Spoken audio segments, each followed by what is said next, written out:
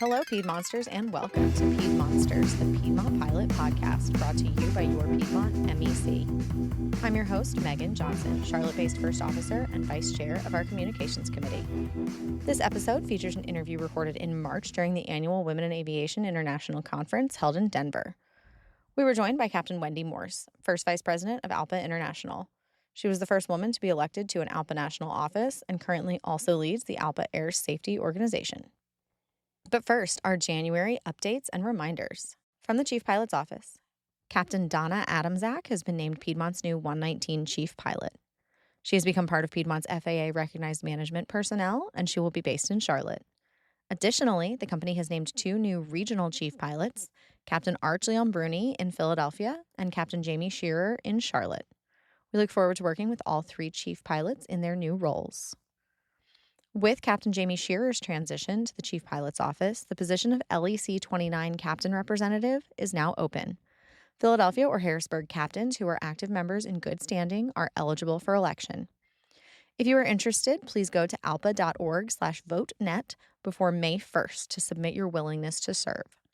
This information is included in the digest email sent today, April 18th, and I will also include it in the link in the show notes. The Master Executive Council will be having their spring meeting April 29th and 30th in Philadelphia. More information on that to follow. Also at the end of this month, the Phillies Pilot Unity Building event will be April 29th. We have some tickets set aside for reserve pilots who don't end up with scheduled flying, so if you're on reserve and would like to be added to that standby list, please email Davis.Bunting. If you are able to attend, we'd love to see your posts on Instagram. Please follow and tag us at Piedmont Pilots. Thank you as always for listening. Like and subscribe to Piedmonsters wherever you get your podcasts, including Apple, Spotify, and YouTube. And follow us on Instagram at Piedmont Pilots. You can also email us at pdtpodcast@alpa.org with any comments or suggestions. And now our interview with Captain Wendy Morse from the 2025 Women in Aviation International Conference.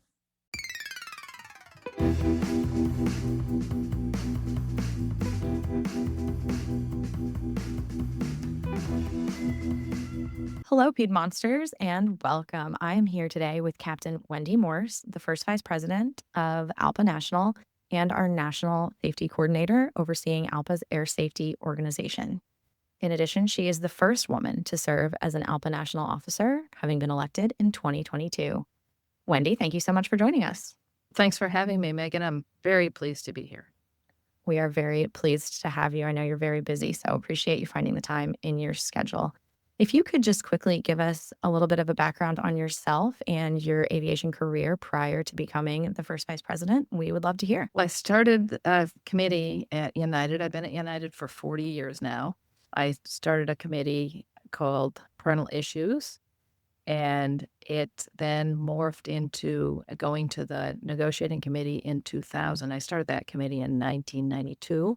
And then in 2000, I was at the negotiating table, or 1999 for Contract 2000 at United as a subject matter expert, and there became a vacancy. So I liked being at the negotiating table so much, I ran, then got on the negotiating committee. From there, I became the MEC vice chair for 2 terms. I then went back to the negotiating committee, became the MEC chair, and then took about 5 years off from doing ALPA work and came back as the Council 12 Chicago chair at United. And prior to that, I worked for what I'll call the precursor of the feeders. We actually fed Eastern Airlines at the time, and I flew for an airline called Precision Airlines, flying Beech 99 and Dorniers. And I wouldn't trade any of my experiences for anything. I love to hear that. It sounds amazing. I'm sure it was incredible at the time. And to have a 40-year career now at United is truly remarkable and impressive. And I'm only a little bit envious because that sounds amazing. Thanks. And we very much appreciate your work now at the national level with ALPA. And on that, we'll move into our interview questions. In the past few months, segments of the pilot community, particularly women, have come under fire. We are here this week in Denver at the Women in Aviation International Conference. Can you talk a little about the importance of this event and similar events in regards to the messaging of the individual communities and identity groups within the aviation industry? Yes, absolutely. Organizations like Women in Aviation are super important to supporting our underrepresented communities in our profession. As the highest we've ever come is 7% of women in our profession. And that just seems odd when you have lawyers and doctors at 50%. It's super important to have this connection, professional development sessions, building personal network of professionals. Each woman has the ability to establish her own network of professionals and meet people like themselves who can guide them and help them along the way. And it just gives everybody access to a community to help them succeed. And it's immeasurable. It's truly a valuable resource. And ALPA is proud to be a sponsor and support women in aviation. Absolutely. I can't agree enough. I am attending Women in Aviation as part of the ALPA volunteer group, along with our MEC exec admin, Jenny Weatherman, Jenny Harrington now, and another first officer, Amanda Fallon. And so we got to stand at the ALPA booth and talk to people as they came up. We got to talk to pilots from other organizations. I had a couple people ask how to get involved with ALPA, which was super exciting to be able to share and hopefully get a few new volunteers at their local and national level. But also just talking to some of the younger women or women who are earlier in their aviation career than I am, which is incredibly limited. But to talk to some of the women that were in college programs about outreach, and they want to talk to more pilots and they want to get more involvement in their local communities. And so it's really impressive just to see how as each group moves forward, they're able to give back to people behind them who might not have access to the same level of information and be able to share information and experiences that will hopefully help the next generation as they move forward. It's truly commendable. And I think that's true for each of the diversity groups that have conferences like this throughout the year. It's really remarkable to see. Well, and the nice thing about women in aviation, in addition, and most of the diversity groups, is they're very inclusive. So not only are you talking to women and other minorities, you're also talking to plenty of white males, right? Absolutely. So that's the fun of it. And the other wonderful thing about all of these organizations, including Women in Aviation, is you're teaching unionism. You're making pilots understand they're very early in their career. They just want to learn to fly. They don't know anything about unionism, and you're teaching them how valuable unionism is and just giving them a little entree into it. I think it's very meaningful for their career. Absolutely. Wholeheartedly agree. And as part of the educational programming that you mentioned, I was actually able to join the panel that you hosted, which included other United and Alaska pilots, as well as U.S. Congresswoman from California, Nanette Berrigan. And we were discussing the importance of political engagement in progressing pilot partisan issues, specifically in this case pertaining to work-life balance. Can you just highlight some of the key takeaways from that conversation? Yes, of course. It was an honor to have Representative Berrigan join us in the conversation about using our voices to advocate for our profession. In the last couple of years, ALPA pilots were at the heart of two very important state-level wins for workers' rights in both Minnesota and Michigan, where flight crews had been specifically carved out of state sick leave benefits. After a great deal of advocacy work, we were very successful in getting laws passed that allow pilots and flight attendants to be eligible for these very meaningful family programs. It's really regrettable that they cut us out, but we're there now to get ahead of that and correct that problem. So some key takeaways from that discussion were staying informed is essential, especially in an industry as complex and dynamic as aviation. Everything we do centers around regulation, and knowing what's going on is very helpful. Aviation, of course, is one of the most heavily regulated industries in the U.S., making it critical to stay engaged and aware of the policies that impact your career. And when action is needed, your voice matters. Ensuring your interests are represented requires speaking up and advocating for policies that uphold safety and fairness. And that's what we're about here. Protecting your work-life balance isn't just important, it's necessary. Your engagement with other pilots, policymakers, and decision makers makes an impact on quality of life and balance that shapes the rules that affect your profession and your future. And most importantly, knowledge is power, and your involvement makes a very meaningful difference. Absolutely. It was wonderful to hear from that entire panel, both Representative Berrigan as well as some of the other pilots that joined us who talked about being able to speak on behalf of pilots, like you mentioned, being a subject matter expert and these women who are willing to get up and testify in state and national levels about the importance of these policies and how being carved out of them would negatively affect the aviation industry and our pilots. So it was really remarkable to hear, and to your point, staying informed and being able to be involved. Just because we aren't necessarily typically involved in politics or legislature doesn't mean that we're not subject matter experts on the topics at hand. And that is a way in which our pilots can continue to make a difference. And we've spoken on this podcast before about government affairs and the ALPA PAC and how much work ALPA does to protect us at the government level, again, both state and national. So we're very grateful for the work that ALPA does and hope that our pilots continue to stay as informed as possible and want to be involved when it's a situation that can help the entire pilot group.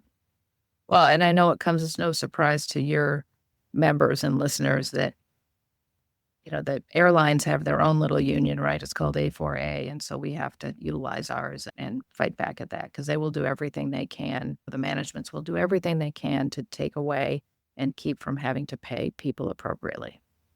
Absolutely. And I think it's also important that you mentioned with these pieces of legislature that were being discussed last year, it's for work-life balance that benefits all pilots. We were talking about the women in aviation being a welcoming community and promoting unity and unionism. And I think a lot of times you mentioned starting with United forming a maternity committee, essentially. And I think what people need to understand is that it's family leave in general that we're constantly fighting for. You mentioned bereavement, you mentioned sick leave, being able to take sick leave to take care of sick children or sick family members. And that benefits all pilots. That's not just for women in the flight deck who might be pregnant or trying to take care of a newborn. It's for everyone to make sure that, like you said, the work-life balance is a healthy situation so that our pilots can be at their best when they are at work. Nobody needs to be at work thinking their spouse is in labor or their parent is sick and they need to be by their side. So these programs are super important for the balance, and it's what everybody wants. It is what everybody wants. And as we talk about unity and being welcoming to other groups and hosting an event like Women in Aviation, obviously diversity initiatives have been a huge talking point in the media and in government recently, and has received quite a lot of negative backlash in recent days, weeks, months. And I was just wondering if you could speak a little bit on what you believe to be the number one misconception between willingness and efforts to diversify the workforce and balancing that with safety in the aviation industry. Yeah. Look, this is a complete misconception. Either a person has what it takes to be a pilot or they don't. And that's what training's about, right? And gender, color, race, religion has absolutely nothing to do with it. There are no shortcuts to the flight deck. Either you can fly or you can't. And that's well known before you get to these positions. Very much agreed. It has been really disheartening to see some of the comments, especially we're all familiar that social media can be a scary place, but the keyboard warriors have been out in force, and it's been really disheartening as a woman in the field to see some of the things that people are willing to say publicly. So to your point, we all just have to remember that we've all been trained. We're all qualified. The pilots in the flight deck with me are also qualified. And that's all that really matters. And piggybacking off of that, you are the National Safety Coordinator and overseeing ALPA's Air Safety Organization. We are all painfully aware that the past few months have been very difficult for the aviation industry in a way that it hadn't been for quite a while. Would you mind talking a little bit about ALPA's and specifically your role in response to those incidents? Yeah, it's certainly been an incredibly difficult time for our industry and for our pilots. Having not experienced a U.S. carrier hull loss in the past 16 years, it hit us very hard, and then to have 2 back-to-back accidents was even more devastating. We took some solace in that the second accident, everyone lived, thankfully. But ALPA was founded on safety, and we did what ALPA has done for the past 94 years. We stepped up to immediately support our crews, the families of those lost, and deployed our trained investigators who work to assist the investigative agencies to understand what happened in both accidents. And we dispatched our Critical Incident Response Program, CIRP, their volunteers to help the families, friends, and colleagues of those affected in both accidents. I was honored to join ALPA President Jason Ambrosi, the PSA MEC officers from across ALPA, including your own, and the hundreds of pilots who attended the funeral services for Captain Jonathan Campos and Honorary Captain Sam Lilly, the first officer on Flight 5342. Jason has pledged that ALPA will provide our full support to the investigation and the full strength of our union to enact the safety improvements the NTSB and TSB recommends. As Jason has said, our solidarity is our strength, and it's what will continue to allow us to move our profession forward together, even in the most trying of times. Yeah, we thank you very much for all the work that you've done. I know it can't have been easy to participate in some of those events and to immediately have to go into crisis response mode. I know we at Piedmont, and I'm based in Charlotte specifically, we saw some of that critical incident response program in place. There were counselors available for people to talk to in the crew room. And I think that was just even having that available, I think was a wonderful experience. We for sure had pilots and crew members who were close to or knew the crew of the PSA flight. So very much appreciative of those initiatives. And we just want our pilots to know that moving forward, if you do need to talk to someone, that we have our pilot peer support available through the ALPA app and ALPA channels, and that we do continue to provide support however you need. This has been a difficult time, and we're all working through it together. And hopefully the result will be improved safety measures, which is always the goal of ALPA, as you mentioned. Yeah, we're in this together. We're all in it together. It will always be like that, and we need to take care of each other. That's what we do. Absolutely. And I think that is a wonderful message for us to wrap things up on. Wendy, thank you so much for joining us. Again, know you're incredibly busy. Hosted a panel at Women in Aviation and still found time to talk to us. So we're very grateful and hope to talk to you again soon. It's my pleasure, and thanks again. Thank you so much.